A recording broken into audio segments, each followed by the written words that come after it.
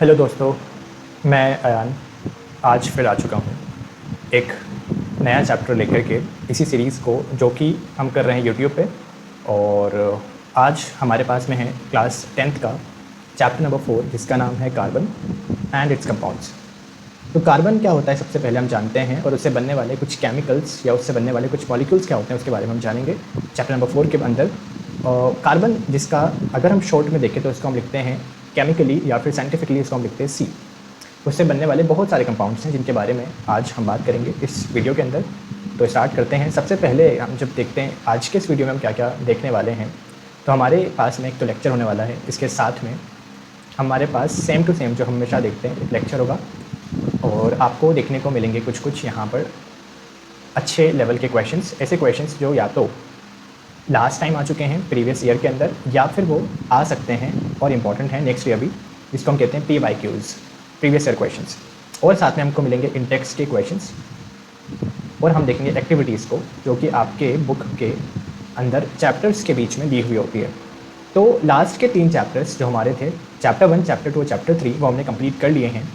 वो भी जो है हमारे केमिकल के बारे में है और केमिस्ट्री से रिलेटेड ही वो सारे आपके चैप्टर्स हैं, तो आप उनको जाके देख सकते हैं। आज हम देख रहे हैं हमारा 4th चैप्टर। इसको बिना कुछ टाइम वेस्ट किए स्टार्ट करते हैं, ठीक है। अब सबसे पहले हम देखते हैं कि कार्बन जो होते हैं वो कार्बन और दूसरे वाले एलिमेंट्स के साथ में, फॉर एग्जांपल हाइड्रोजन के साथ में, ऑक्सीजन के साथ में कैसे बॉन्डिंग बनाता है। अब ये बॉन्डिंग क्या होती है? बॉन्डिंग मीन्स कार्बन दूसरे वाले एलिमेंट के साथ कैसे जुड़ेगा। ये जो जुड़ रहा है, ये जो लिंक यहाँ पे आपको देखने को मिलता है, दैट्स कॉल्ड बॉन्डिंग, ठीक है। अगर इस चीज़ को हमें समझना है, पढ़ना है, तो हमें सबसे पहले एक कॉन्सेप्ट हमने 9th क्लास में पढ़ा होगा, हमारी आउटर मोस्ट शेल में आपके कितने इलेक्ट्रॉन्स हैं, number of electrons in your outermost cells. ये बहुत इंपॉर्टेंट टॉपिक है। अगर आपने 9th क्लास में नहीं पढ़ा है, लास्ट वीडियो जो हमारी 3rd चैप्टर के बारे में थी, उसमें भी हमने कुछ जिक्र किया है उस बारे में। अगर वो भी आपने नहीं देखी है और आप 9th क्लास में भी अच्छे से ध्यान नहीं दिया था, तो हम यहाँ पे बात करते हैं कि एग्जैक्टली क्या होते हैं हमारे ऐसे इलेक्ट्रॉन्स जो हमारी आउटर मोस्ट शेल में होते हैं, ठीक है। अब कार्बन की जब हम बात कर रहे हैं, कार्बन के अंदर कुछ नंबर होंगे, number of outermost shell electrons. अब वो क्या करेगा, उन सिर्फ आउटर मोस्ट जो उसके पास आउटर मोस्ट इलेक्ट्रॉन्स हैं, आउटर मोस्ट शेल इलेक्ट्रॉन, वो उसी को यूज़ करके किसी और एलिमेंट के साथ में जाके बॉन्ड बना सकता है। जैसे कि फॉर एग्जांपल कार्बन के पास में, इफ़ लेट्स सपोज हम एग्जांपल लें, कार्बन के लिए आउटर मोस्ट इलेक्ट्रॉन जो हैं, आउटर मोस्ट शेल में जो इलेक्ट्रॉन है वो हैं 4, तो ये 4 बॉन्ड्स बना सकता है। समझ में आई ये बात हमें? अगर नहीं समझ आई, हम आगे देखते हैं इसको। जैसे कि अगर हम बात करें, कार्बन 2 चीज़ें कर सकता है। इट कैन गेन 4 इलेक्ट्रॉन्स, या तो वो 4 इलेक्ट्रॉन्स का गेन कर ले, या फिर वो 4 इलेक्ट्रॉन्स को लूज़ कर ले, ठीक है, जो उसको बेटर लग रहा है, जो उसके लिए ईजी है। गेटिंग? जब भी हम किसी भी फॉर एग्जांपल ये कार्बन था, और सिंपली समझते हैं, इसके आउटर मोस्ट शेल में 4 इलेक्ट्रॉन्स हैं अगर हमारे पास में, तो ये क्या करेगा, इन चारों इलेक्ट्रॉन से एक एक बॉन्ड बना लेगा, 4 बॉन्ड हमारे पास हो जाएंगे। अब ये किसके साथ बॉन्ड बनाएगा, ये डिपेंड करता है। जैसे कि मान लो हमारे पास में एग्जाम्पल के तौर पर है हाइड्रोजन। हाइड्रोजन के पास में आउटर मोस्ट शेल में है 1 इलेक्ट्रॉन, ये डॉट मतलब हम इलेक्ट्रॉन बना रहे हैं। तो कार्बन को क्या, उसके पास 2 ऑप्शन हैं अभी, या तो कार्बन अपने चारों इलेक्ट्रॉन्स को लूज़ कर दें, ठीक है, या फिर वो 1 इलेक्ट्रॉन को यूज़ करे और हाइड्रोजन के साथ बॉन्डिंग बना ले। Easy option. दूसरा वाला, वो क्या करेगा, अपना 1 इलेक्ट्रॉन को यूज़ करेगा, इस वाले को, और वो हाइड्रोजन को बोलेगा कि आप भी 1 इलेक्ट्रॉन अपना यूज़ करो, और हम क्या बना लेते हैं, एक बॉन्ड बना लेते हैं, ऐसा कुछ बॉन्ड बना लेंगे हम।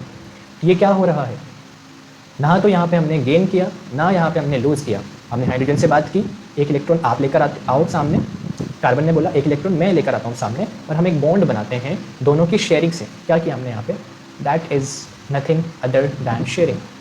आपने की शेयरिंग, किसकी sharing, sharing of electrons. E minus जब हम बना रहे हैं, it's a short form in general sense. इसका मतलब है कि आपने किसकी शेयरिंग की, इलेक्ट्रॉन्स की शेयरिंग। अब कैसे हो रही है शेयरिंग, बार बार कैसे बन रहे हैं हमारे बॉन्ड्स, इसको देखने के लिए हमारे पास में लास्ट जो हमारा चैप्टर था उसमें हमने एक बात की थी, इसके बारे में फटाफट से देखते हैं। कुछ हमारे एलिमेंट्स हैं, मेटल्स हो सकते हैं, नॉन मेटल्स हो सकते हैं, और एक जो ये सारे मेटल्स नॉन मेटल्स जो आपको देखने को मिलते थे, वो होती थी पीरियोडिक टेबल। गूगल पर जाके एक बार प्लीज़ सर्च कीजिएगा, इसकी फ़ोटो देखिएगा। पीरियोडिक टेबल के अंदर सारी चीज़ें इसके बारे में बड़े आराम से लिखी हुई है।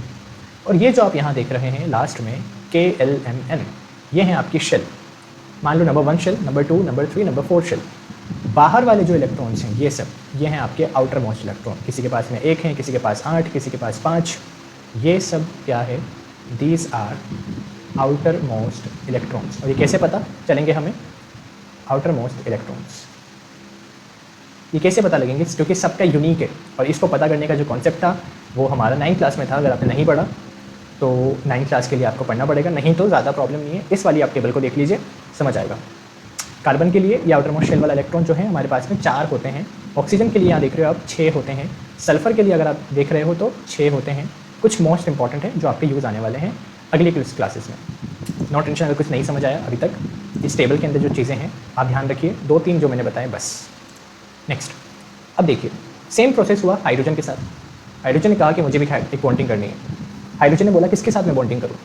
एक और हाइड्रोजन को हम लेकर आ गए, दोनों ने अपने अपना इलेक्ट्रॉन यहाँ सामने रखा, शेयरिंग की, जैसे आप लंच शेयर करते हैं, सिमिलर टू दिस, और एक बॉन्ड बन गया हाइड्रोजन बॉन्ड हाइड्रोजन। और इस मॉलिक्यूल का नाम हमने दिया H2, जो आप देखते हो हाइड्रोजन गैस, सिंपल सी। अब क्योंकि यहाँ पे सिंगल बॉन्ड बना है, इसको हमने कहा सिंगल बॉन्ड, इसको हमने कहा सिंगल बॉन्ड। इसका मतलब क्या हुआ कि शायद डबल बॉन्ड भी हो सकता है और ट्रिपल बॉन्ड भी हो सकता है, बिल्कुल अभी देखेंगे इसको आगे। अब देखिए ये है आपकी जो बॉन्डिंग है वो है O2, यानी कि ऑक्सीजन के बीच में एक और ऑक्सीजन दूसरे ऑक्सीजन के साथ में बॉन्ड बना रहा है, ठीक है। मैंने कहा था ऑक्सीजन के पास 6 होते हैं, तो हमने ऐसे कुछ बनाया इसको, और O2 हमने ऐसे बनाया। एक ऑक्सीजन हमने यहाँ लिया, एक ऑक्सीजन हमने यहाँ लिया, 6 होते हैं, 4 को हमने स्टोर करा, इसने भी 4 को स्टोर करा, और 2 को शेयरिंग कर दी, 1 2, इसने भी 2 की शेयरिंग कर दी, 1 2। अब क्या बन गया? बॉन्ड। तो कैसे दिखेगा ये bond? O 2 bond, that's it. ये है O2। कितने बॉन्ड हैं? Double bond. यहाँ पर हमारे पास में है डबल बॉन्ड। तो कुछ मॉलिक्यूल के बीच में जनरली आप देखोगे कि सिंगल बॉन्ड होता है, और कुछ के बीच में आप देखोगे डबल बॉन्ड भी हो सकता है। नाइट्रोजन के पास आउटर मोस्ट शेल में कितने होते हैं? 5। नाइट्रोजन ने बोला कि मेरे को ज़्यादा ईजी पड़ रहा है, मैं क्या कर लूँ, ये 5 हैं, 1 2 1 2 3। दूसरा नाइट्रोजन भी आया, मेरे पास ये 5 है, 1 2 1 2 3। बोला 3 3 हम शेयरिंग कर रहे हैं, कितने बॉन्ड बन जाएंगे? Triple bond. ये होता है आपका electron dot structure. Electron dot structure मतलब आप इलेक्ट्रॉन को डॉट के फॉर्म में दिखाते हो। आपकी बुक में क्रॉस के फॉर्म में है, मैं यहाँ पे जो दिखा रहा हूँ आपको वो डॉट के फॉर्म में दिखा रहा हूँ। इसका एक ही मतलब है, यानी कि जब भी कार्बन जो है वो बॉन्डिंग करेगा, वो 3 टाइप से बॉन्डिंग कर सकता है। बॉन्डिंग के 3 टाइप हो चुके हैं हमारे पास अभी तक जो हमने पढ़े। पहला सिंगल बॉन्ड, दूसरा डबल बॉन्ड, तीसरा ट्रिपल बॉन्ड, ठीक है, तीसरा आपका ट्रिपल बॉन्ड। तो 3 प्रकार से या तो कोई भी एलिमेंट या फिर कार्बन बॉन्ड बना सकता है। ये बात हमें समझ में आई। ऑक्सीजन के बीच में O2 मॉलिक्यूल के अंदर डबल बॉन्ड है, हाइड्रोजन यानी H2 के अंदर सिंगल बॉन्ड है, और नाइट्रोजन के अंदर ट्रिपल बॉन्ड है। ट्रिपल बॉन्ड मतलब 3 कार्बन की 3 इलेक्ट्रॉन की शेयरिंग होगी दोनों तरफ से, N2, और यहाँ पे बनेगा ट्रिपल बॉन्ड N2 के अंदर नाइट्रोजन। ओके, नेक्स्ट इसी तरह की बॉन्डिंग को हमने दिखाया कार्बन के अंदर। अब हम बात कर रहे हैं कार्बन की, जो हमारा चैप्टर का नाम है C। कार्बन के पास आउटर मोस्ट शेल में 4 इलेक्ट्रॉन्स हैं, यानी कि ये 4 बॉन्ड बना सकता है। कैसे बनाएगा? इसने कहा कोई ऐसा बंदा मुझे चाहिए जो बहुत आसानी से मेरे को एक इलेक्ट्रॉन शेयर कर सके चारों साइड से। तो हमने कहा ठीक है, हमने कहा आप एक काम करो कार्बन जी, आप आ जाइए एक तरफ, और हम आपके लिए 4 हाइड्रोजन चारों तरफ लगा देते हैं, और आप एक एक इलेक्ट्रॉन हाइड्रोजन को दीजिए, और हाइड्रोजन एक एक इलेक्ट्रॉन आपके साथ शेयर करेगा। और इस तरीके से बन गए ये 4 बॉन्ड, जिसको हमने कहा CH4 का मॉलिक्यूल। इस मॉलिक्यूल का हमने नाम दिया CH4, और इसी को हम कहते हैं मीथेन। जो हमने पढ़ी है कभी बचपन में EVS के अंदर, जब हमारी EVS भी हुआ करती थी तभी हम पढ़ते थे EVS के अंदर भी कि CH4 मीथेन एक गैस होती है। ये गैस जो है दैट्स CH4। इस तरीके से बॉन्डिंग बनती है, 4 हाइड्रोजन आते हैं, और चारों हाइड्रोजन एक एक इलेक्ट्रॉन की शेयरिंग करते हैं कार्बन के चारों इलेक्ट्रॉन्स के साथ में, और ये मीथेन का इस तरीके से आपका बन जाता है कंपाउंड या मॉलिक्यूल, ठीक है। ये आप फोटो जो देख रहे हो एग्जैक्टली ऐसे आपको इलेक्ट्रॉन डॉट स्ट्रक्चर मीथेन का दिखता है। अब बात करते हैं एलोट्रॉप्स की। एलोट्रॉप्स का मतलब कार्बन से बनने वाले कुछ बहुत इंपॉर्टेंट ऐसे कंपाउंड्स जो आपको डेली लाइफ में देखने को मिलते हैं, एंड इनकी बहुत इंपॉर्टेंस है। These are called allotropes. अब कार्बन की जब आप बात कर रहे हैं एलोट्रॉप्स की, तो कार्बन के 3 मेन एलोट्रॉप्स आपको यहाँ पढ़ने को मिलेंगे, जिसमें पहला है डायमंड, इसमें पहला है डायमंड, दूसरा है ग्रेफाइट, और तीसरा है फ्लेरिन, जो अभी आप देखने वाले हो, ठीक है। अब डायमंड की जब आप बात कर रहे हो, डायमंड जो है उसका एक हर कार्बन एटम 4 अलग कार्बन एटम के साथ में जुड़ता है, और एक 3D स्ट्रक्चर बनाता है, जो कि आप यहाँ देख सकते हो। ये रहा आपका एक कार्बन, ये 2 3 4, बीच वाला ये जो कार्बन है ये 4 के साथ जुड़ा हुआ है, हर कार्बन 4 के साथ जुड़ा हुआ है। That is called 3D structure. एक 3D का स्ट्रक्चर बना दिया आपके डायमंड के अंदर, किसने? कार्बन ने। ठीक है, तो कार्बन किससे बना हुआ है? सॉरी, डायमंड किससे बना हुआ है? कार्बन से ही बना हुआ है। ठीक है, अब देखिए ग्रेफाइट। अच्छा, डायमंड की हम बात कर रहे हैं, ये बहुत ज़्यादा स्टेबल, बहुत ज़्यादा सॉलिड आपका होता है। ठीक है, ग्रेफाइट की जब हम बात करेंगे, ग्रेफाइट एक ऐसा स्ट्रक्चर है जो कि हेक्सागोनल एरे बनाता है। क्या होता है भाई इसका मतलब? इसका मतलब है कि ये देखिए आप ऐसा स्ट्रक्चर देखने को मिलता है, दैट इज़ हेक्सागोनल। हेक्सागोनल मतलब हेक्सागन जो बनता था हमारा, यानी कि 6 साइड्स का कोई ऐसा ज्योमेट्रिकल स्ट्रक्चर है जिसको हमने कहा हेक्सागन। चारों तरफ उसके कार्बन है, एक हेक्सागन के अंदर 6 कार्बन हो सकते हैं ऐसे। नेक्स्ट, ठीक है, अब ऐसे ही आपने देखा कि ग्रेफाइट था, ऐसे आपने देखा कि आपके पास में था डायमंड। ठीक है, अब डायमंड की जब आप बात करो, diamond is a very good conductor of is a hardest substance non, while graphite is a smooth and slippery. Diamond बहुत ज़्यादा हार्ड है और ग्रेफाइट, अच्छा आपकी पेंसिल जो होती है आप यूज़ करते हो, ठीक है, जो लकड़ी की जो पेंसिल आती है वो आपकी ग्रेफाइट के अंदर जो ब्लैक होता है जिसे हम लिखते हैं उसको ग्रेफाइट ही कहते हैं, दैट्स ग्रेफाइट। तो ग्रेफाइट के जो है वो बहुत अच्छा गुड कंडक्टर है इलेक्ट्रिसिटी का, हालांकि वो नॉन मेटल है। ग्रेफाइट नॉन मेटल है, पर एक एक्सेप्शन है जो हमने पढ़ा भी था कि ग्रेफाइट इज़ एन एक्सेप्शन। क्यों? क्योंकि नॉन मेटल तो है पर अच्छा इलेक्ट्रिक कंडक्टर भी है। और डायमंड और ग्रेफाइट दोनों बने कार्बन से ही है, पर कितना फ़र्क है? डायमंड बहुत हार्ड है, ग्रेफाइट बहुत स्लिपरी, बहुत स्मूथ था, राइट। चलो, और लास्ट में हमारे पास फ्लोरीन। ये हमारे एक बंदे थे, इनका नाम था बकमिंस्टर, तो इन्होंने इसको डिफाइन किया बकमिंस्टर फ्लोरीन, इसीलिए आज इसको हम कहते हैं, इन्हीं के नाम पे इसका नाम हमने रख दिया फ्लोरीन, इन्हीं के नाम पे इसका नाम हमने रख दिया फ्लोरीन। ठीक है, होप समझ में आ रहा होगा। तो ये थे आपके एलोट्रोप्स ऑफ कार्बन। ठीक है, चलिए next, electron dot structure of carbon dioxide. ठीक है, इसमें कुछ नहीं होगा, कार्बन आपने यहाँ रखा, 4 होते हैं कार्बन के पास, 1 2 3 4। ऑक्साइड के पास, ऑक्सीजन के पास होते हैं 6, 1 2 3 4 5 6, 1 2 3 4 5 6। 2 बॉन्ड यहाँ, 2 बॉन्ड यहाँ, ये बन गया आपका CO2, यानी कि कार्बन के पास ऐसे 2 बॉन्ड उसने बनाए ऑक्सीजन के साथ में और आपका CO2 बन गया। नेक्स्ट, अब लिखा हुआ है electron dot structure of molecule of sulphur which is made up of 8 atoms of sulphur. अच्छा, दैट मीन्स 8 एटम बनाने हैं आपको सल्फर के। कैसे बना सकते हैं अभी देखते हैं इसको।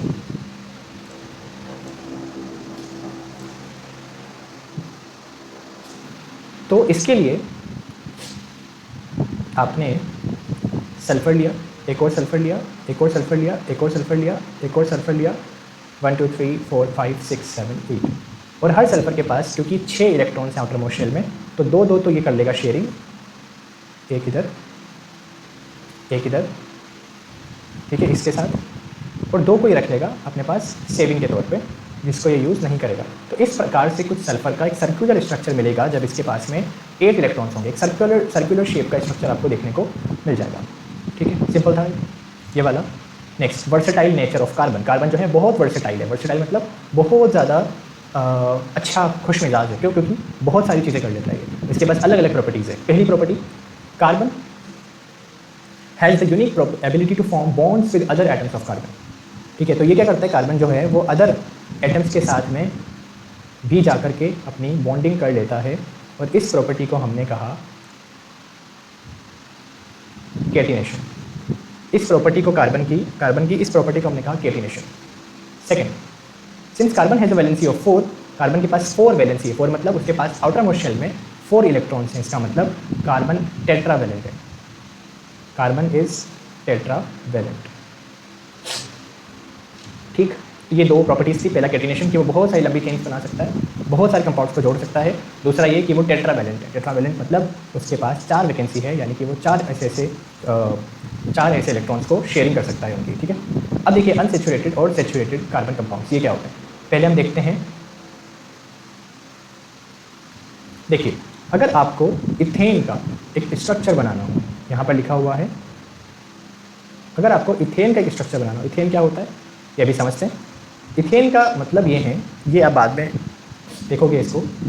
तो इथेन का यहाँ मतलब है कि 2 कार्बन के एटम्स हैं, वो दोनों जुड़े हुए हैं। सबसे पहले आप क्या करोगे, कार्बन कार्बन के बीच में एक बॉन्ड बना लोगे, ऐसा बन गया बॉन्ड। अब इस बॉन्ड को बनने के बाद में नेक्स्ट स्टेप है आपका, उसके चारों तरफ हाइड्रोजन लगा दो। कार्बन के पास में 4 बॉन्ड बनाने की क्षमता है, एक बॉन्ड उसने दूसरे कार्बन के साथ बना लिया, 3 बॉन्ड बचे वो बनाएगा हाइड्रोजन के साथ में। ये देखिए, ये 3 बॉन्ड हाइड्रोजन के साथ, ये भी 3 बॉन्ड हाइड्रोजन के साथ, मतलब आपका स्ट्रक्चर बना C2 और H कितने 6, इसको आप कहते हो इथेन। ठीक, अगर इसी में कुछ डिफरेंस हो जाए, क्या डिफरेंस हो जाए कि आप कार्बन और इस कार्बन के बीच डबल बॉन्ड बना लो, जैसे कि हमारा स्टेप 3 में यहाँ दिखा हमको। अगर आप कार्बन और इस कार्बन के बीच डबल बॉन्ड बना लोगे तो फिर क्या होगा, फिर आपके हाइड्रोजन कम यूज़ होंगे। क्यों? क्योंकि आपके पास स्पेस ही नहीं है हाइड्रोजन को ऐड करने की। तो अब आपके कार्बन जो हैं उसके पास, क्योंकि स्पेस कम है, दो उसने आपस में यूज़ कर लिए बॉन्ड्स यानी इलेक्ट्रॉन्स, और अब 2 स्पेस के पास बची है इलेक्ट्रॉन्स को ऐड करने के लिए। इलेक्ट्रॉन्स की दो इलेक्ट्रॉन्स उनके पास बचे हैं, तो वो दोनों ऐड करेंगे हाइड्रोजन को, और ऐसे आपका बनेगा इथीन, यानी कि कार्बन कार्बन के बीच में अब आपके पास में डबल बॉन्ड है, सिंगल बॉन्ड नहीं है। अब आपके पास में क्या है, यू हैव डबल बॉन्ड।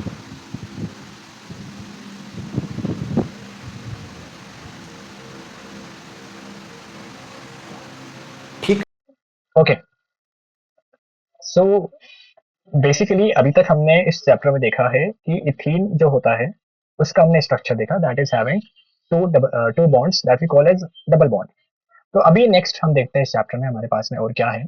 तो बेसिकली इन सारी बातों को मिला के हमारे पास में एक सार ये आता है कि we have certain kind of carbon chains, right. तो कार्बन की चेन्स भी हो सकती हैं, कार्बन की रिंग्स भी हो सकती हैं, उन चेन्स के अंदर ब्रांचेस भी हो सकते हैं। इन सारी बातों को अब आगे हम धीरे धीरे पढ़ने की कोशिश करते हैं।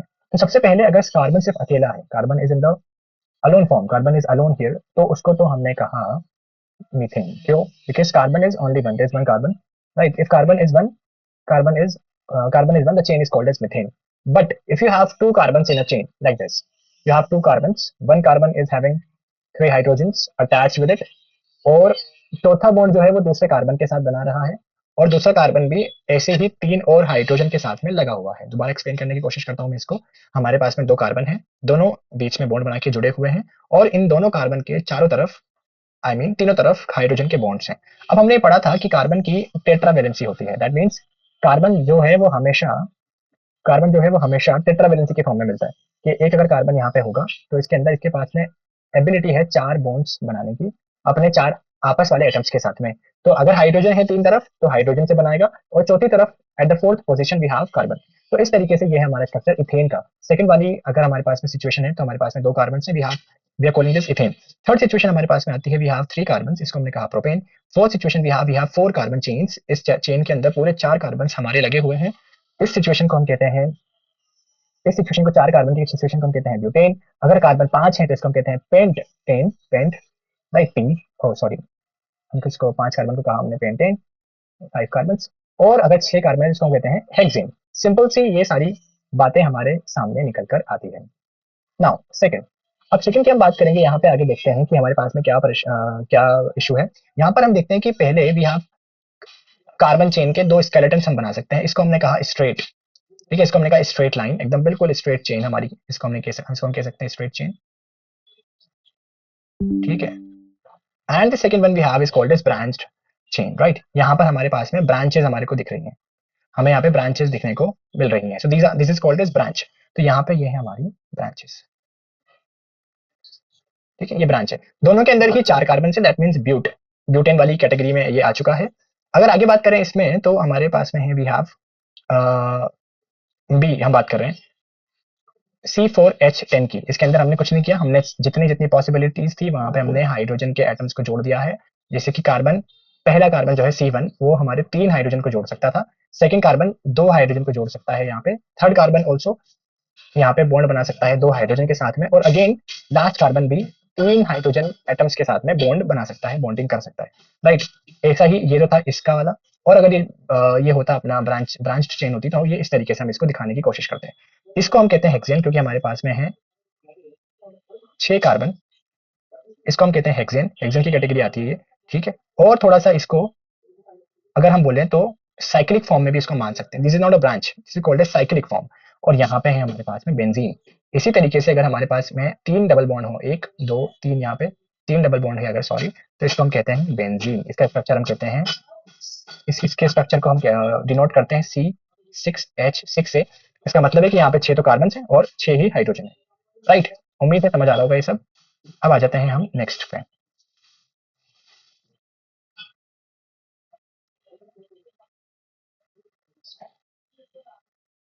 Next, now we have some functional groups. Carbon के चेन्स के साथ में हाइड्रोजन के अलावा, कार्बन के साथ हाइड्रोजन के अलावा we have other things also. इसको हम कहते हैं फंक्शनल ग्रुप्स। जैसे कि अगर आपने पीरियोडिक टेबल के बारे में सुना हुआ है, तो पीरियोडिक टेबल के अंदर वी हैव हेलोजेंस। एक पूरी पीरियोडिक टेबल की लाइन हमें दे रखी है फॉर एग्जांपल, उसके अंदर वी कॉल इट हेलोजन। तो यहाँ पे हेलोजन की जब हम बात करेंगे तो बहुत तरह के हेलोजेंस होते हैं, जैसे कि chlorine, bromine, iodine, fluorine, like that. तो इनको हम कहते हैं हेलो।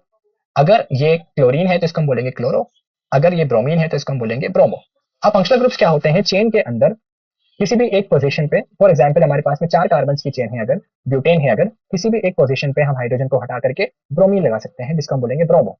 या फिर हम हाइड्रोजन हटा करके अल्कोहल का फंक्शनल ग्रुप लगा सकते हैं, जिसका साइन होता है OH। या फिर हम हाइड्रोजन को हटा करके एल्डिहाइड का साइन लगा सकते हैं, जिसका साइन होता है ये।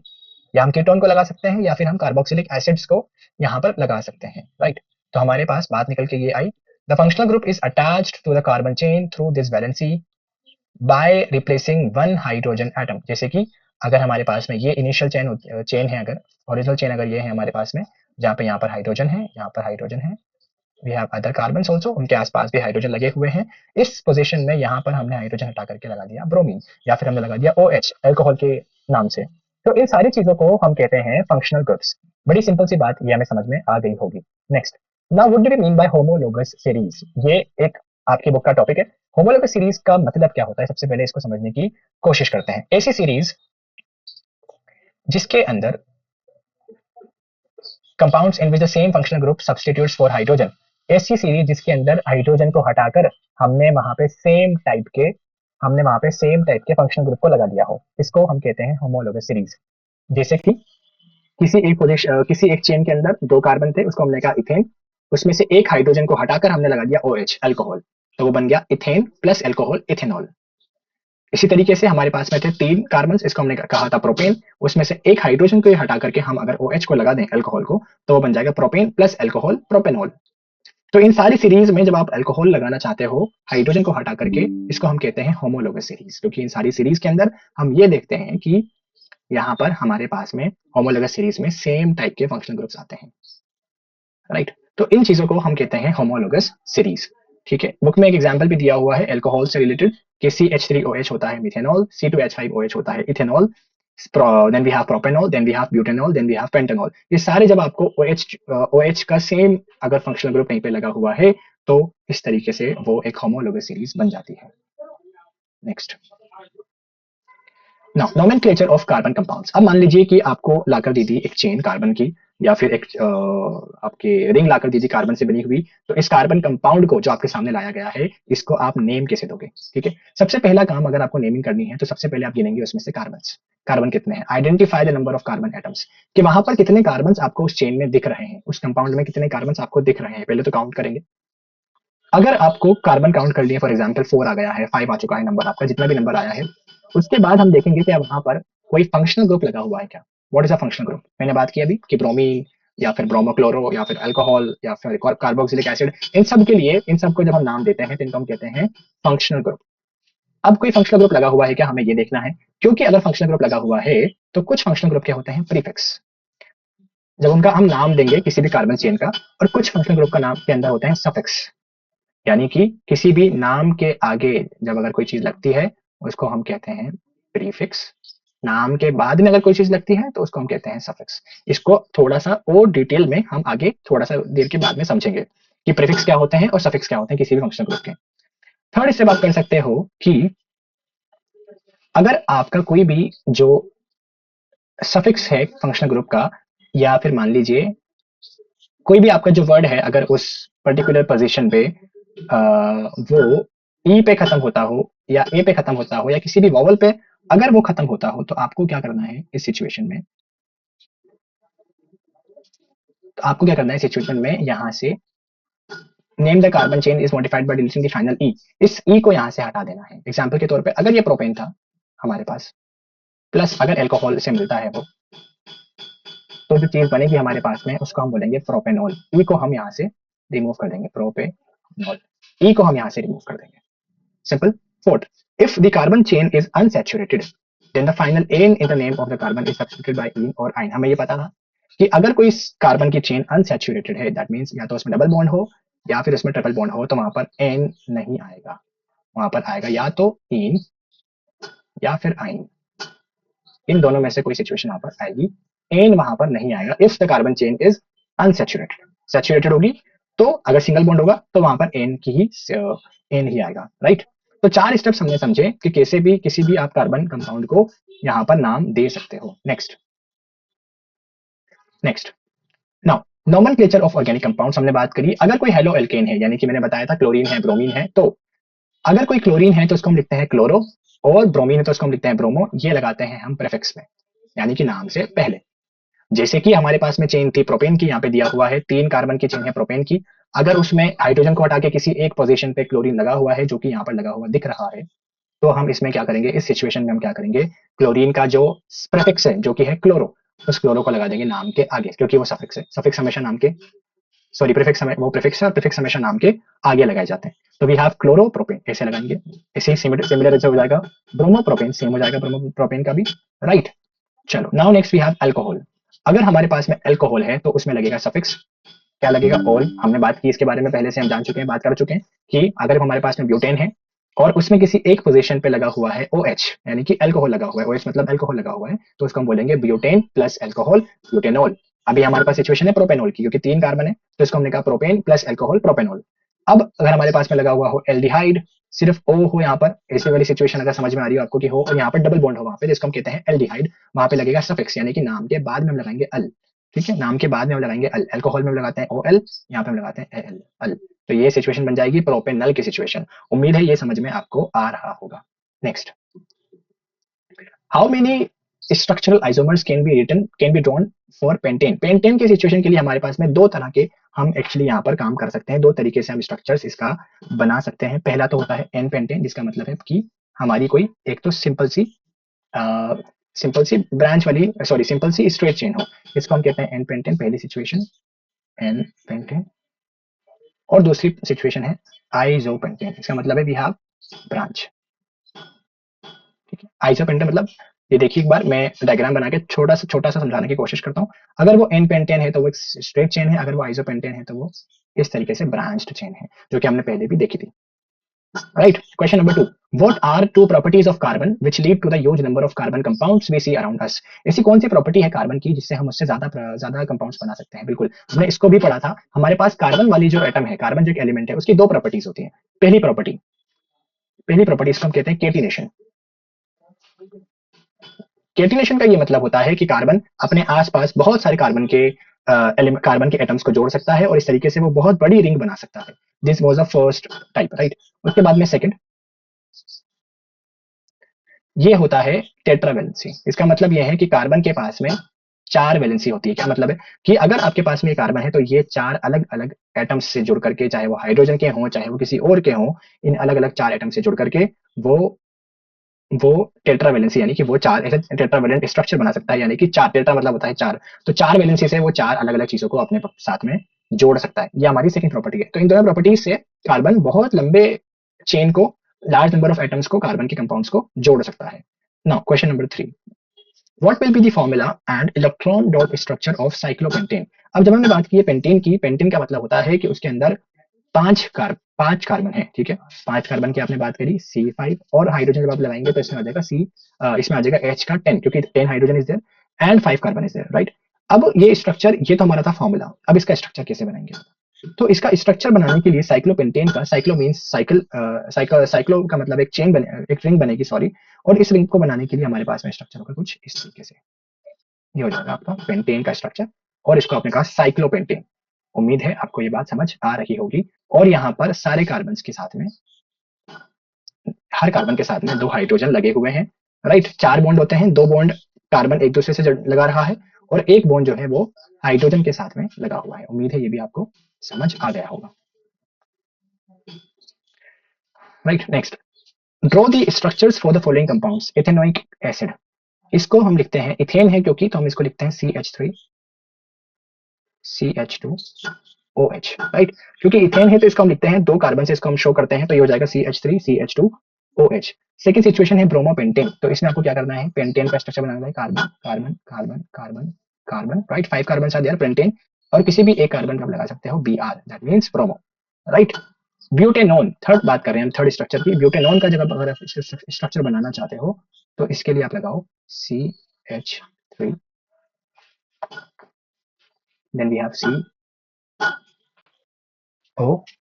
then we have CH2, then we have CH3, CH3 CO CH2 CH3, ऐसा, this is the structure of butanone, right. Hexanal की जब हम बात करेंगे कि हमें जब हेक्सेनल का स्ट्रक्चर बनाना हो तो इसमें 6 कार्बन चाहिए, तो it will be CH3 CH2 CH2 CH2, 4 carbon, then CH2, then CHO, ठीक है। यहाँ पे हमारे पास में ये है स्ट्रक्चर हेक्सेनल का, एल लगा हुआ है, इसका मतलब है कि पीछे एल्डिहाइड है, पीछे एल्डिहाइड यहाँ पर हमारे पास में है। इसके बाद नीचे लिखा हुआ है कि are structural isomer possible for bromopentane, क्या ब्रोमोपेंटेन के लिए स्ट्रक्चरल आइसोमर्स पॉसिबल हैं, इसका आंसर हम लिखेंगे यहाँ पे यस। कौन कौन से स्ट्रक्चरल आइसोमर्स पॉसिबल हैं ब्रोमोपेंटेन के लिए, तो पहला तो है ब्रोमो पेंटेन 1, इसको हम लिखते हैं 1 ब्रोमोपेंटेन, यानी कि जब कार्बन 1 पे ब्रोमीन अटैच्ड हो। सेकंड 2 ब्रोमोपेंटेन, इसका मतलब कि कार्बन सेकंड पे ब्रोमीन अटैच्ड हो। और थर्ड सिचुएशन है हमारी 3 ब्रोमोपेंटेन, इसका मतलब कि कार्बन 3 पे ब्रोमीन हमारा अटैच्ड हो। ये बात मुझे लगता है कि आपका समझ में आ गई होगी, राइट। चलो फिफ्थ क्वेश्चन का पहला देखते हैं, इसमें लिखा हुआ है ब्रोमो इथेन क्या होता है, right, this is called bromo ethane. क्यों, क्योंकि यहाँ पे ब्रोमीन लगा हुआ है, दो कार्बन से, दो कार्बन को हम कहते हैं इथेन, पहले आ जाएगा प्रीफिक्स ब्रोमो, फिर आ जाएगा इथेन, ब्रोमो इथेन, इसका हमने नाम दे दिया है, राइट। नेक्स्ट, इसके बाद में हमारे पास में है क्वेश्चन नंबर 2, जिसका आपको देना है नाम। तो एक बार सोचिए इस बारे में कि क्या आ सकता है। क्वेश्चन नंबर 3 का भी एक बार सोचिए कि नाम क्या आ सकता है। क्वेश्चन नंबर 3 के अंदर हमारे पास में ट्रिपल बॉन्ड्स है, तो इसके सफिक्स में हम लगाएंगे आइन, YNE, आइन लगाएंगे, प्लीज चेक।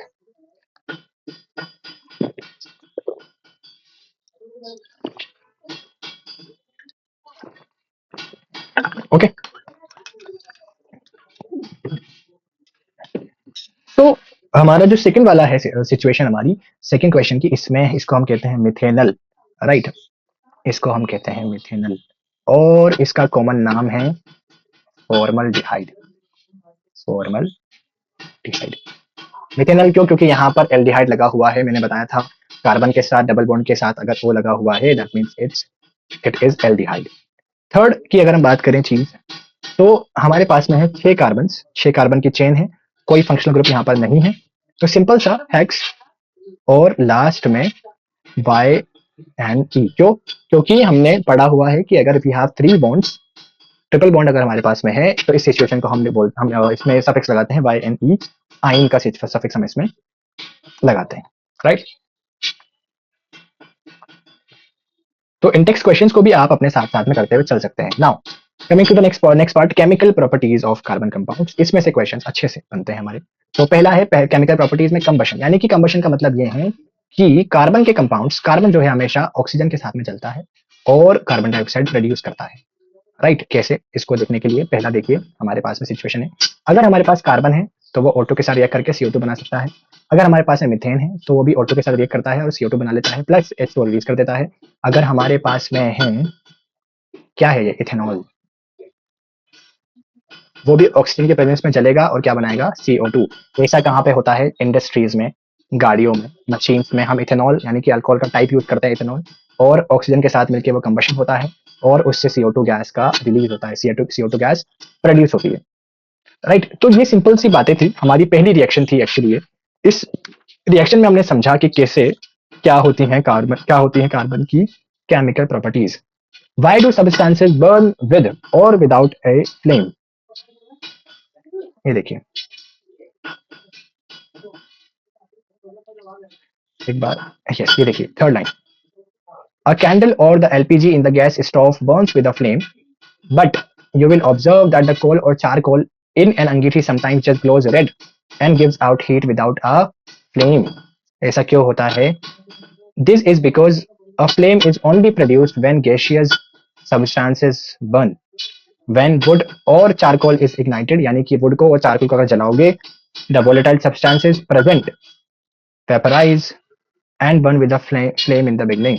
तो अगर फ्लेम जो है तभी प्रोड्यूस होगी जबकि कोई ना कोई वहां पर gaseous product, gaseous substance use और हो रहा हो। इन केस ऑफ कोल, अगर आप सिर्फ कोयले को जलाते हो तो वहां पर वहां पर स्टार्टिंग में, सॉरी, कोयले को अगर आप जलाते हो तो कोयले में फ्लेम नहीं होती है, पर अगर वुड को जलाते हो तो वुड में फ्लेम होती है। इसका ये रीजन है कि स्टार्टिंग में उसके वुड के साथ साथ और भी कई सब्सटेंस होते हैं जो जलते हैं, और उनके वेपराइज होने की वजह से या फिर वाटर क्वांटिटी की वजह से, उनके वेपराइजेशन की वजह से वहां पे आपको फ्लेम देखने को मिलती है। अदरवाइज फ्लेम वहीं देखने को मिलती है जहां पर कि जलने वाली कोई चीज गैसियस हो। एलपीजी, हमारे यहाँ पे सिलेंडर्स होते हैं एलपीजी के, वो एलपीजी के सिलेंडर्स तभी आपको फ्लेम प्रोड्यूस करता हुआ दिखते हैं क्योंकि वहां पर कोई ना कोई गैसियस सब्सटेंस वहां पर हमेशा मौजूद होता है। Formation of coal and petroleum. Coal को कैसे बनाया गया, कोयला कैसे बनता है, या फिर पेट्रोलियम के प्रोडक्ट्स कैसे बनते हैं? इसका सिंपल एक्सप्लेनेशन ये है कि ऐसा माना जाता है कुछ 300 मिलियन ईयर्स अगो पहले ही कुछ वेजिटेशंस, कुछ ऑर्गेनिजम्स नीचे जमीन में दब गए थे और डेड हो गए थे। उसके बाद से ही वहां से हमें फ्यूल्स मिलना स्टार्ट हो गया है, उनकी वजह से ही आज हमें फ्यूल्स मिलता है जिसको हम कहते हैं फॉसिल फ्यूल्स। देखते हैं सेकंड लाइन में, coal is the remains of trees and ferns and other plants that lived millions of years ago. ठीक है, ये बहुत पहले, जब ये दब गए थे कुछ मिलियन सालों पहले, उसके बाद हमें आज ही देखने को मिल रहे हैं। Right, while oil and gas are remains of millions of tiny plants and animals that lived in the sea. और जानवर ऐसे और प्लांट्स ऐसे जो कि सी में, यानी कि समुद्र में रहते थे, जब वो मर गए तो उनसे हमें मिला ऑयल और गैस। और जमीन में जो मर गए, दब गए, खत्म हो गए, उनसे हमको मिला कोल यानी कि कोयला। Okay, now next, coming to next point.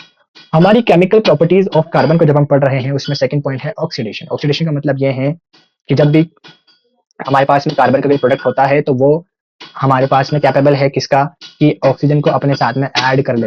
जैसे कि मान लो ये हमारे पास में था इथेनॉल, इथेनॉल के जलने से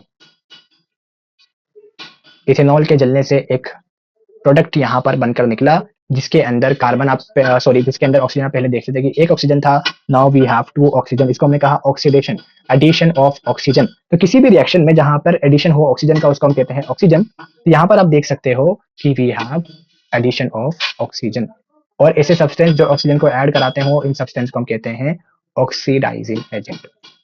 इन सब्सटेंस को हम कहते हैं ऑक्सीडाइजिंग एजेंट। राइट, ठीक है, तो ये चीजें थी हमारी जो हमने समझनी थी। ऑक्सीडेशन हमें समझ में आ गया। Next point, addition reaction. Addition reaction, इसका ये मतलब है कि we have third reaction. Chemical properties को जब हम पढ़ रहे हैं तो पहली केमिकल प्रॉपर्टी हमने पढ़ी कंबशन, सेकंड केमिकल प्रॉपर्टी भी हमने पढ़ ली जो कि थी ये अपना ऑक्सीडेशन, और अब पढ़ रहे हैं ये हम पढ़ रहे हैं एडिशन। एडिशन के अंदर क्या होता है, एडिशन के अंदर क्या होता है कि पहले आपके पास में हाइड्रोजन कम थे और आपके पास में हाइड्रोजन ज्यादा हो गए।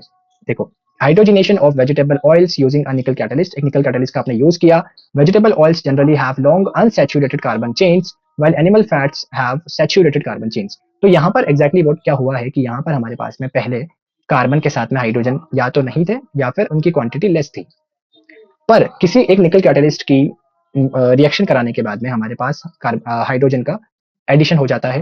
राइट, इसको हम कहते हैं हाइड्रोजनेशन, कि हाइड्रोजन की क्वांटिटी आपके कंपाउंड में बढ़ गई है। This is called as hydrogenation by using a catalyst, and this catalyst is called as nickel, and this catalyst is nickel. कुछ भी नहीं है, सिर्फ निकल का कैटलिस्ट था। Right, next we have substitution reaction.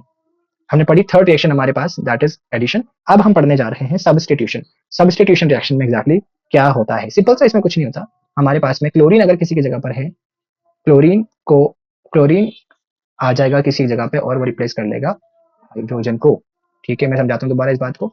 देखिए, हमारे पास में प्रोडक्ट था मीथेन, हमने इसकी रिएक्शन कराई क्लोरीन के साथ। जैसे ही क्लोरीन के साथ रिएक्शन कराई, CH4 में से एक हाइड्रोजन चला जाएगा तो ये हो जाएगा CH3, और क्लोरीन आकर वहां पर जुड़ जाएगा। एक क्लोरीन तो वहां पर आके जुड़ गया, एक क्लोरीन और एक हाइड्रोजन जो वहां से हटा था, ये बना लेते हैं HCl, एक अलग प्रोडक्ट जिसको हम कहते हैं हाइड्रोक्लोरिक एसिड। दोबारा बताता हूँ, यहाँ जो प्रोडक्ट बना है वो है CH3Cl। Cl हमें हमारी रिएक्शन के रिएक्टेंट से मिला है, और एक हाइड्रोजन CH4 में से हट गया है। क्यों? क्योंकि उसको जुड़ना था HCl के साथ में। इसको हमने कहा सब्स्टिट्यूट। तो सब्स्टिट्यूट का मतलब ये होता है कि किसी भी रिएक्शन में जहां पे कोई एक चीज दूसरी चीज को हटा दे, this is called as substitution. क्या हुआ, in the presence of sunlight, chlorine is added to hydrocarbons in a very fast reaction. Chlorine can replace the hydrogen atoms one by one. तो धीरे धीरे करके एक एक करके हाइड्रोजन एटम्स को रिप्लेस कर लेता है क्लोरीन, यानी कि क्लोरीन आ जाता है और हाइड्रोजन एटम्स को हटा देता है। इस सिचुएशन को बोलते हैं सब्स्टिट्यूशन रिएक्शन। ओके, उम्मीद है ये समझ में आया होगा। इससे पहले अभी हमने एक रिएक्शन देखी थी, ऑक्सीडेशन रिएक्शन, ठीक है। उसमें जो प्रोडक्ट बना था वो था इथेनोइक एसिड। मैं दिखा देता हूँ ये वाली रिएक्शन। अब ये जो रिएक्शन है हमारी, ये है इथेनोइक एसिड। यहाँ पर जो CH3COOH जो बन रहा है, this is your ethanoic acid, ठीक है। एक बार दोबारा अब उस इंटेक्स क्वेश्चन पे आ जाते हैं। पहला इंटेक्स क्वेश्चन है, why is the conversion of ethanol to ethanoic acid and oxidation reaction. Ethanol से जब इथेनोइक एसिड बना, मैंने अभी दिखाया था, तो वो एक ऑक्सीडेशन रिएक्शन क्यों है? इसका सिंपल सा आंसर ये है कि because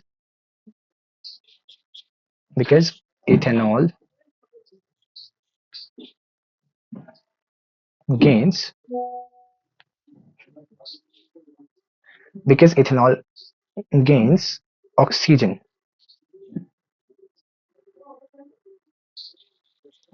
to form ethanoic acid, ठीक है। अब इथेनोइक एसिड को बनाने के लिए जब भी ये रिएक्शन प्रोसीड होती है, तो यहां पर हमारे पास में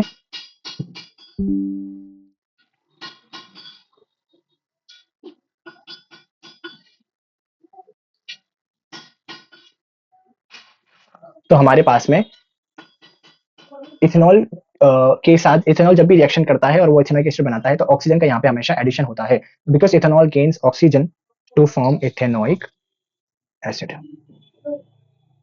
ये बात हमें समझ में आ गई होगी। Next, a mixture of oxygen and ethyne is burned for welding.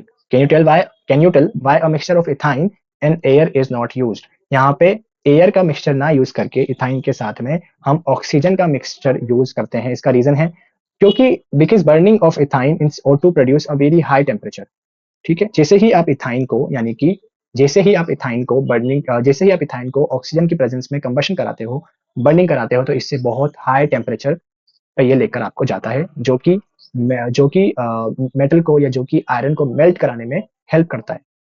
और इसी वजह से वेल्डिंग, किसी दो चीजों को बीच में जोड़ने की जो वेल्डिंग है, वो इजीली हो पाती है, ठीक है। इसका आंसर आप लिख सकते हैं अपनी भाषा में कि बिकॉज, मैं लिख भी देता हूँ, burning of O2 produce a very high temperature and that helps in melting of a metal, right. तो ये चीज होती है आपकी कि हम कैसे क्या वेल्डिंग में हम क्यों इसको यूज करते हैं, ठीक है। मेल्टिंग में आपका जो मेटल को मेल्ट करने में इसका बड़ा योगदान है, इसीलिए आप ऑक्सीजन को यूज करते हो,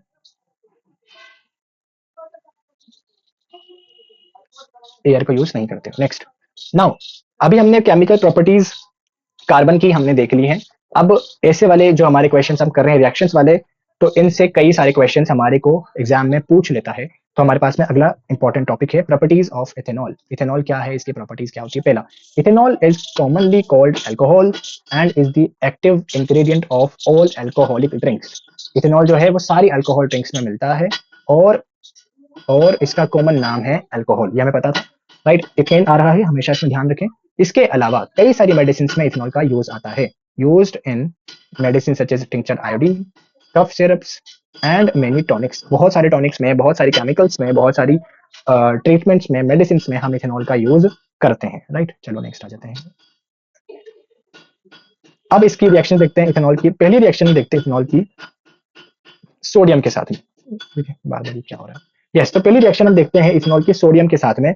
तो जैसे ही सोडियम के साथ में इथेनॉल रिएक्ट करता है, यह है आपका सोडियम, यह है आपका इथेनॉल, तो ये बना लेता है दिस कंपाउंड जिसको हम कहते हैं सोडियम इथोक्साइड। सोडियम इथोक्साइड इसको हमने नाम दिया है। Next, reaction to give unsaturated hydrocarbons. Saturated का मतलब हमेशा ध्यान रखना सिंगल बॉन्ड। तो ऐसे कार्बन के चेन्स जो कि सिंगल बॉन्ड हो, उसको हमने कहा सैचुरेटेड, और ऐसे कार्बन के कंपाउंड्स जिसमें डबल बॉन्ड्स हो, उसको हमने कहा अनसैचुरेटेड। तो देखिए ये आपकी एक चेन थी, इसको हमने कहा इथेनॉल। ये इथेनॉल ही है क्योंकि इथेन मतलब 2 कार्बन्स और अल्कोहल जुड़ा हुआ है। इसकी रिएक्शन आपने कराई सल्फ्यूरिक एसिड के साथ में। तो जैसे ही इसकी रिएक्शन आपने कराई सल्फ्यूरिक एसिड के साथ में, तो ये हमारा बना देता है इथीन। ठीक है, this results in dehydration of ethanol, और ये बन जाता है इथीन। इथीन मतलब ये है अनसैचुरेटेड, क्योंकि यहाँ पर डबल बॉन्ड आ चुका है, इसको हमने कहा इथीन। ओके, उम्मीद है ये पॉइंट भी आपको समझ में आ गया होगा। तो हम कर रहे हैं अभी तक रिएक्शंस ऑफ इथेनॉल। ठीक है, अब अल्कोहल की आप बात कर रहे हो, इथेनॉल भी अल्कोहल है। किसी न किसी तरीके से हम जानते हैं कि अल्कोहल जो है ये हमारे लिए हार्मफुल है, हमारे लिए अच्छी नहीं है। राइट, दवाइयों में, मेडिसिन में हम इसको लिमिटेड रूप में इसको यूज करते हैं। ठीक है, चलिए आगे देखते हैं। सबसे पहला तो एथेनॉल हमारे सेंट्रल नर्वस सिस्टम सीएनएस को इम्पैक्ट करता है, और ये हमारे लिए बहुत हार्मफुल चीज है। क्यों? क्योंकि इससे हमारा कोऑर्डिनेशन खराब हो जाता है, हम मेंटली कंफ्यूज हो जाते हैं, हम ड्राउजीनेस फील करते हैं, हम लोअरिंग ऑफ नॉर्मल इनहिबिशंस, और फाइनली स्टप, हम गिर जाते हैं, हम चीजों को, बॉडी को बैलेंस नहीं कर पाते हैं। इन सारी कारणों की वजह से हम ऐसे काम कर लेते हैं जो हमें नहीं करने चाहिए थे, क्योंकि हमारे मेंटल स्टेबिलिटी उस टाइम पे ठीक नहीं होती है।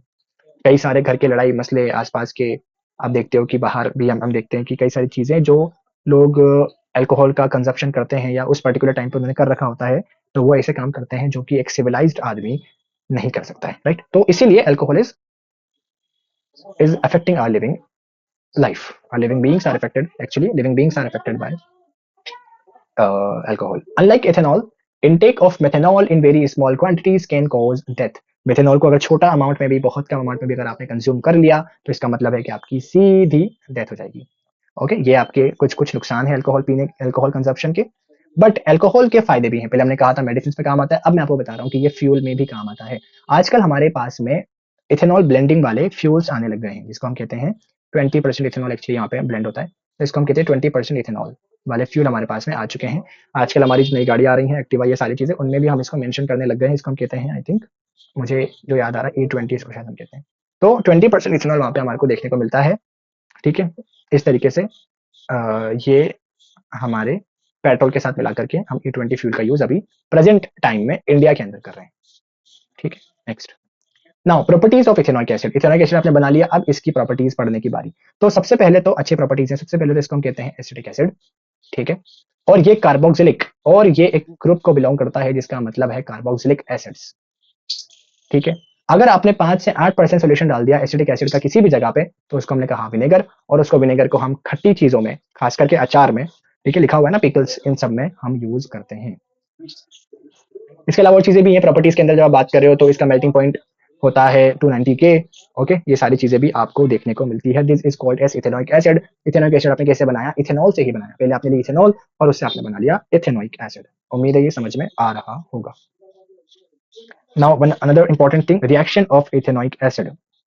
इथेनॉइक एसिड की जैसे ही आप रिएक्शन कराते हो, इसको ऐसे बोलते हैं कि पहले आपने लिया इथेनॉइक एसिड, और इसको आपने रिएक्शन कराई अल्कोहल के साथ में। ये देखिए, ये था इथेनॉइक एसिड, और आपने इसकी रिएक्शन कराई अल्कोहल यानी कि इथेनॉल के साथ में, तो आपको मिली देखने को ईस्टर। इसका मतलब है ऐसे सब्सटेंस, ऐसी चीजें जिसमें आपको खुशबू आती हो, जिसमें आपको फ्लेवर आता हो। So esters are sweet smelling substances. They are used in perfumes, flavouring agents. इन सब में हम ईस्टर का ज्यादा से ज्यादा इस्तेमाल करते हैं। एक और चीज हम समझेंगे, on treating with sodium hydroxide which is an alkali, the ester is converted back to alcohol. तो अगर आपने अभी जो ईस्टर बना दिया, इसको सोडियम हाइड्रोक्साइड यानी कि NaOH से रिएक्शन करा दी इसकी, अगर आपने इसकी रिएक्शन NaOH यानी कि सोडियम हाइड्रोक्साइड से करा दी, तो ये बाद में वापस रिवर्स रिएक्शन कर लेगा और अल्कोहल बना लेगा। इसका मतलब है कि ये वाली रिएक्शन हमारी रिवर्सिबल रिएक्शन है। इस रिएक्शन को हम कह सकते हैं कि ये एक रिवर्सिबल रिएक्शन है, क्योंकि ये दोनों तरफ जाने को तैयार है। ठीक है, ये हमारी सेकंड रिएक्शन। NaOH से आपने जब ईस्टर की रिएक्शन कराई, तो ये आपको बनाकर दे रहा है क्या? अल्कोहल। ये रखा आपका इथेनॉल, C2H5OH, ये है आपका इथेनॉल। ओके, तो सिंपल बातें, simple equations, simple reactions. Now अब आपने देखनी है इथेनॉइक एसिड की हम रिएक्शन देख रहे हैं। दूसरी रिएक्शन है रिएक्शन विद बेस। तो एक्चुअली क्या होता है, अगर आप किसी भी, ये बेस ही है, NaOH जो बात कर रहे हैं सोडियम हाइड्रोक्साइड की, ये एक बेस ही है। तो बेस से अगर आप रिएक्शन कराते हो इसके यहाँ पे, तो आपको देखने को मिलता है सॉल्ट, सोडियम इथेनोएट, जिसको हम कहते हैं सोडियम एसिटेट। ये रहा सोडियम इथेनोएट या फिर sodium acetate. Reaction with carbonates, carbonates की रिएक्शन कराओगे तो इथेनोइक एसिड पहले तो देगा तो पहले देगा सोल्ट, देन देगा कार्बन डाइऑक्साइड, देन देगा water. Salt CO2 and H2O। देखो ऐसे यहाँ पे ये रहा सोल्ट, H2O यानी कि वाटर एंड CO2। ये आपको चीजें, तीनों चीजें देखने को यहाँ पर मिल चुकी हैं। Okay, come back to the last point. अब इस चैप्टर का हम लास्ट टॉपिक पढ़ने वाले हैं, जिसका मतलब है सोप एंड डिटर्जेंट्स। तो सोप और डिटर्जेंट्स वाली जब हम बात कर रहे हैं तो क्या होते हैं सोप्स, क्या होते हैं डिटर्जेंट्स, इसलिए इससे ज्यादा बेटर, इससे ज्यादा इंपॉर्टेंट हमारे लिए याद रखना ये है कि सोप जब भी किसी डर्ट पे काम करते हैं, जब आप कपड़े धो रहे होते हो और सोप किसी डर्ट पे काम करते हैं, तो वो हमारे बनाते हैं मिसल्स। राइट, वो क्या बना लेते हैं मिसल्स। अब मिसल्स क्या होते हैं, कुछ इस प्रकार के कुछ स्ट्रक्चर्स होते हैं, और ये स्ट्रक्चर्स दो चीजों से बने हुए होते हैं। इनका एक होता है हेड, एक होता है टेल। ये जो हेड है ये है आपका हाइड्रोफिलिक एंड, इसका मतलब पानी, यानी हाइड्रो मीन्स वाटर और फिलिक मतलब लविंग। तो ये मतलब है इसका कि हाइड्रोफिलिक एंड है, इसका मतलब ये वाटर से प्यार करता है, वाटर को चाहता है, तो वाटर की तरफ मूव करना चाहता है। जबकि इसका जो टेल वाला पोर्शन है, इसको आपने कहा हाइड्रोफोबिक, ये हमेशा पानी से दूर रहना चाहता है। तो जैसे ही आप सोप से किसी भी आपके साबुन से किसी भी आप कपड़े को धोते हो, तो इसमें क्या होता है, जैसे ही देखो, one is hydrophilic that interacts with water, while the other end is hydrophobic that interacts with hydrocarbon. तो एक एंड तो आपका पानी के साथ में रिएक्ट करता है, पानी के साथ में चला जाता है, और एक एंड हाइड्रोफोबिक होता है जो कि हाइड्रोकार्बन के साथ में जाकर के रिएक्ट करता है। राइट, अब नीचे आप देख भी रहे हो इसमें कैसा क्या हो रहा है। इस तरीके से जो आपके हाइड्रोफोबिक एंड है वो डर्ट पे जाके लग जाते हैं इस प्रकार से, और डर्ट को वहां से खींच कर उठा लेते हैं और कपड़े से आपकी जहां भी गंदगी लगी है उससे दूर कर देते हैं। उससे क्या कर देते हैं, उससे दूर कर देते हैं। देखिए नेक्स्ट वाले फिगर में, ठीक है। तो यहाँ पर क्या होता है, ये डर्ट को आपने उठाया और यहाँ से आपने इनको दूर कर दिया। समझ आया लास्ट, ठीक है। तो मिसेल क्या होती है, micelle is actually cluster of molecules in which hydrophobic tails are in the interior of cluster and the ionic bonds are on the surface of cluster. This formation is called as a micelle. यहाँ पे कुछ तो है hydrophobic tales और कुछ हैं जो कि इंटीरियर होती हैं, और कुछ होती है आयनिक बॉन्ड, आयनिक एंड्स या फिर हाइड्रोफोबिक टेल्स जो कि एक्सटर्नली अटैच्ड होती है। और इनके स्ट्रक्चर को जब ये सोप के अंदर काम करते हैं तो इस स्ट्रक्चर को हम हमेशा कहते हैं मिसेल। सो उम्मीद है आपको ये चैप्टर समझ आया होगा। मैं बहुत सीरियस होकर इस चैप्टर को पढ़ा रहा था क्योंकि ज्यादा टाइम नहीं था हमारे पास में, और क्योंकि हमें 1 घंटे के अंदर 50 मिनट्स के अंदर एक चैप्टर को कंप्लीट करना होता है, तो बस वही बाउंडेशन है, इसीलिए मैंने जल्दी से इस चैप्टर को कराने की कोशिश की है। तो आपकी बुक हमेशा आपको, मैं हमेशा कहता हूँ कि आपके साथ में लेकर चलनी है।